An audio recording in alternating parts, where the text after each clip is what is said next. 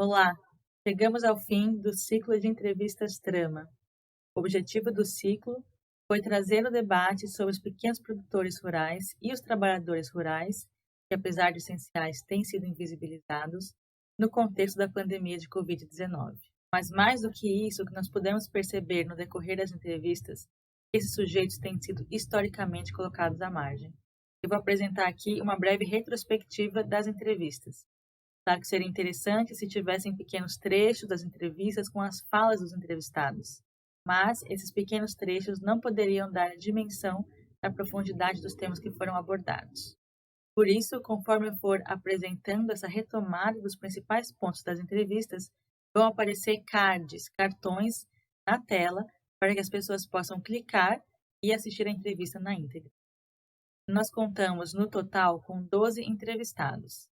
A abertura do ciclo foi com a professora Maria Aparecida de Moraes Silva, coordenadora do Grupo Trama. Falamos sobre o apagamento desses sujeitos nas discussões sobre serviços essenciais e levantamos hipóteses sobre as condições que esses sujeitos estariam no contexto da pandemia de Covid-19.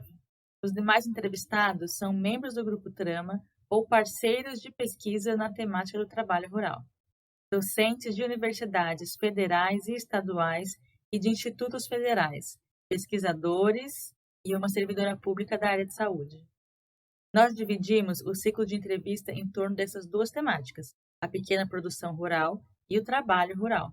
Mas o que percebemos é que pequenos produtores rurais, camponeses, agricultores familiares e trabalhadores rurais são categorias que estão profundamente relacionadas, uma vez que grande parte dos trabalhadores migrantes tem na sua trajetória a pequena propriedade de terra, tendo sido ou expropriados ou simplesmente não conseguindo sobreviver dos frutos da própria terra.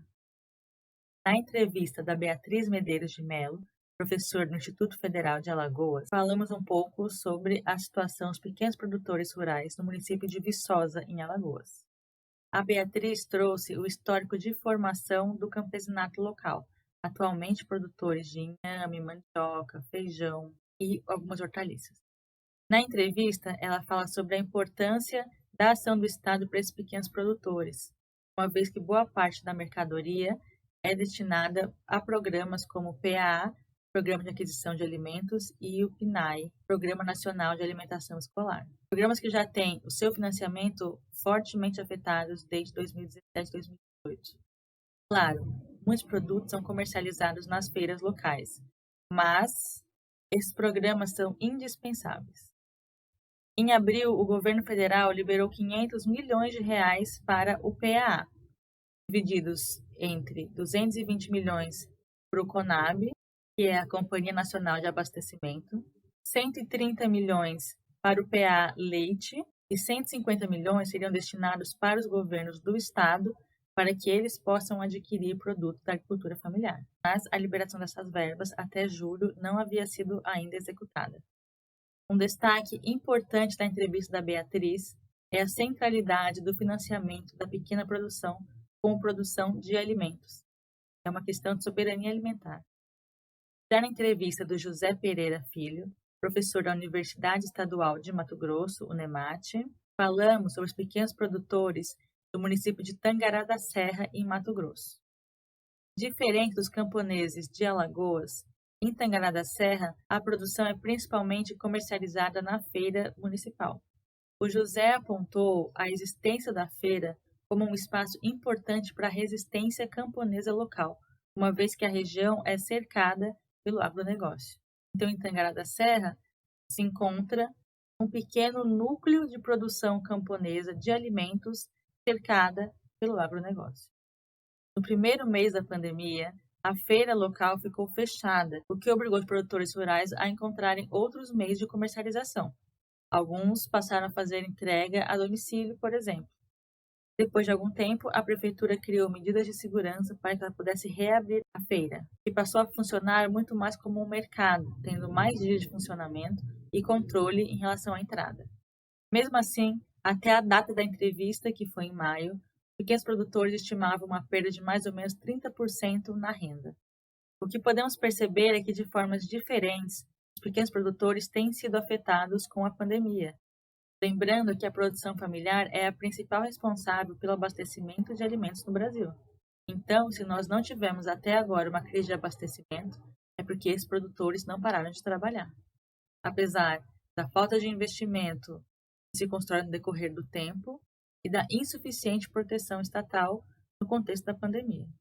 Na entrevista da Gilcinete Glória Espírito Santo de Vital Carvalho, professora do Instituto Federal de Mato Grosso, falamos sobre uma região fronteiriça entre Mato Grosso e Bolívia, a luta pela terra e algumas questões étnicas envolvidas nisso, já que o território é composto por indígenas e não indígenas, e permeado por uma série de tensões, inclusive violentas, entre latifundiários e pequenos produtores.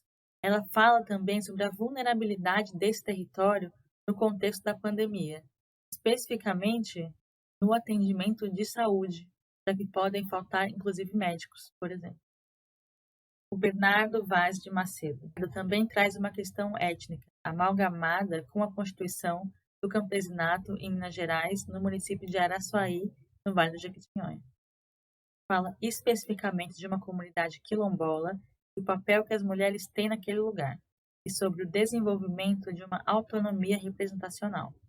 Aquela região tem sido historicamente estigmatizada.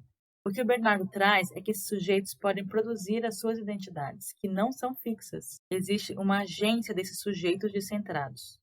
Aquela região tem uma marca importante que é a migração dos homens e mulheres para o corte de cana no estado de São Paulo.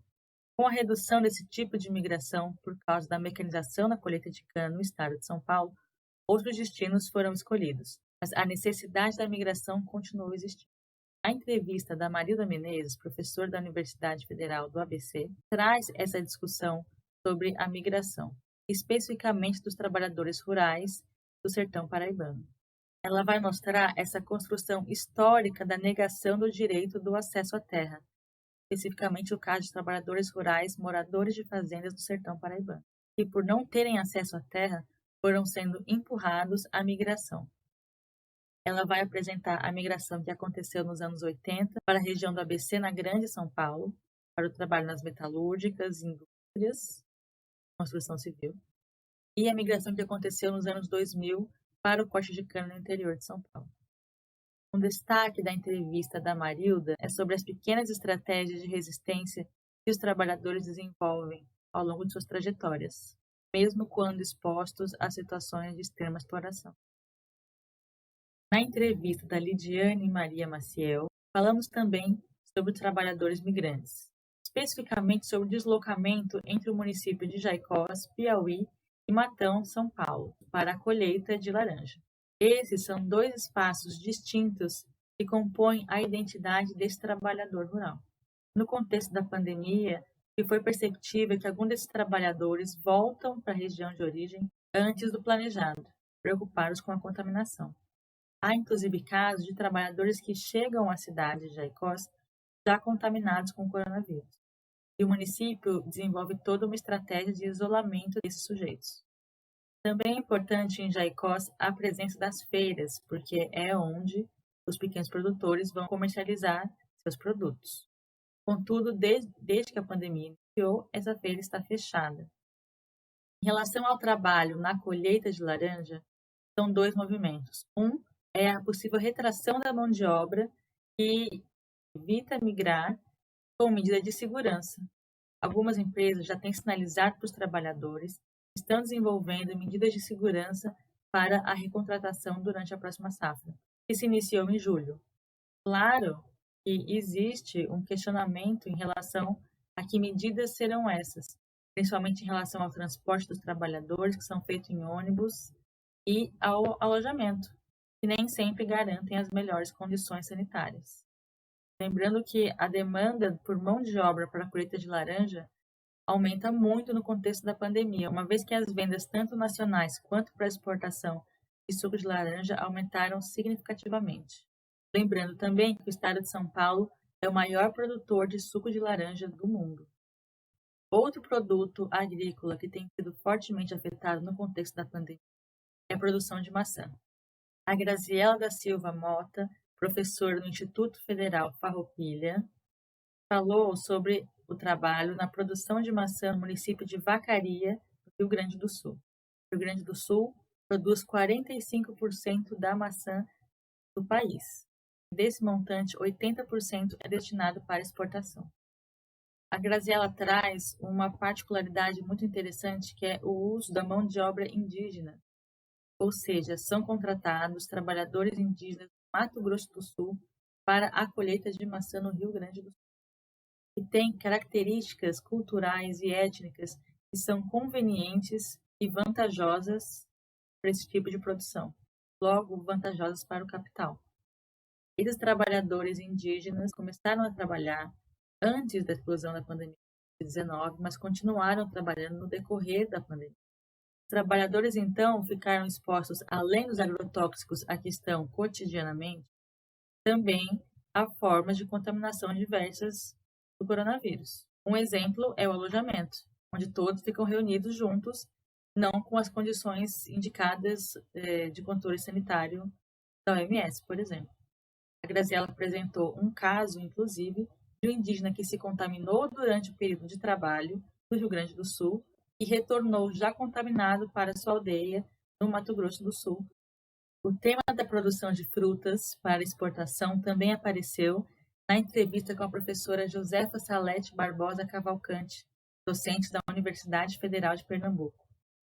Falamos sobre a divisão sexual do trabalho e sobre a precarização dos trabalhadores dentro dessas cadeias globalizadas de produção de frutas.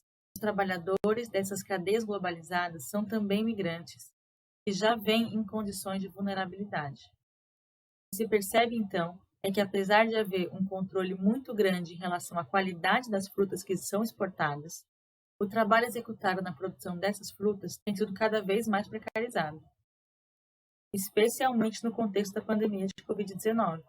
Uma vez que também não são garantidas as condições sanitárias ideais que esses trabalhadores continuem executando suas funções, apesar de as empresas afirmarem que estão tomando as medidas de segurança indicadas pela OMS. O tema do trabalho precarizado também foi abordado na entrevista do Lúcio Vasconcelos de Versosa, professor do Centro Universitário SESMAR e da Faculdade CEUNI. O Lúcio falou especificamente sobre o trabalho dos cortadores de cana no município de Teotônio Vilela, em Alagoas.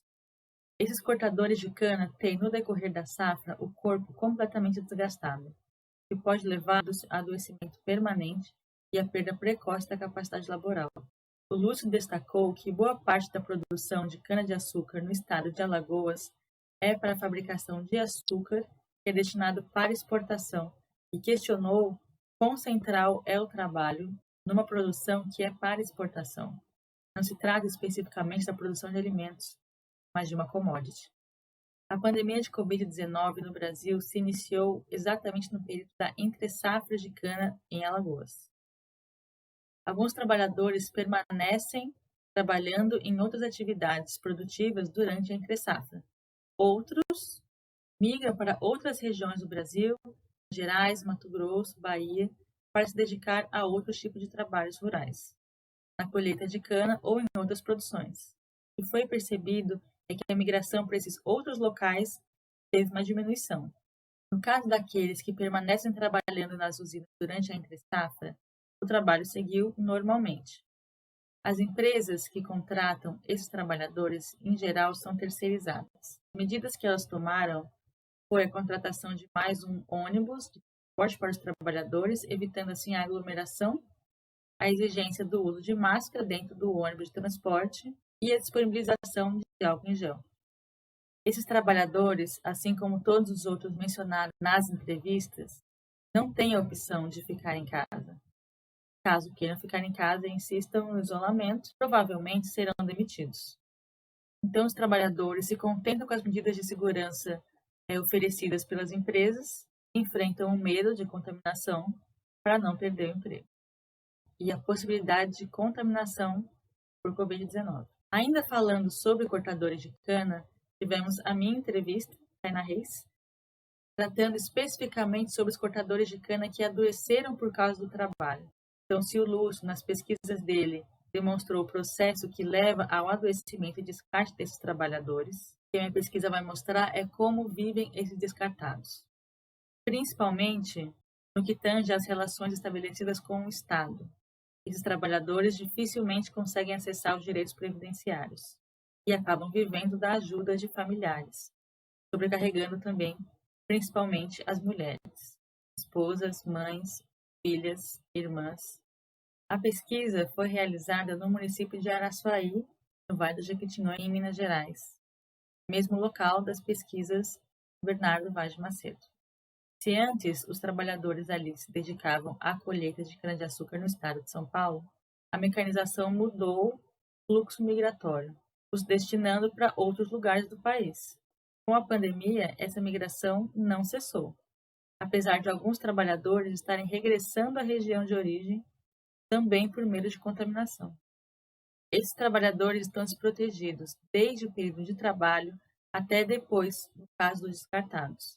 É importante destacar mais uma vez o papel do Estado em todo esse processo, que por meio de suas regras dificulta tanto o acesso aos direitos previdenciários que relega os trabalhadores a uma condição de marginalidade.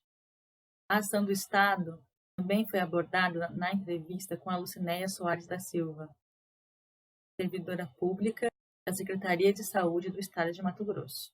Falando sobre a política de renúncia fiscal do Estado de Mato Grosso, foi possível perceber uma ação histórica do Estado, que tem beneficiado grupos econômicos específicos em detrimento do investimento em políticas sociais.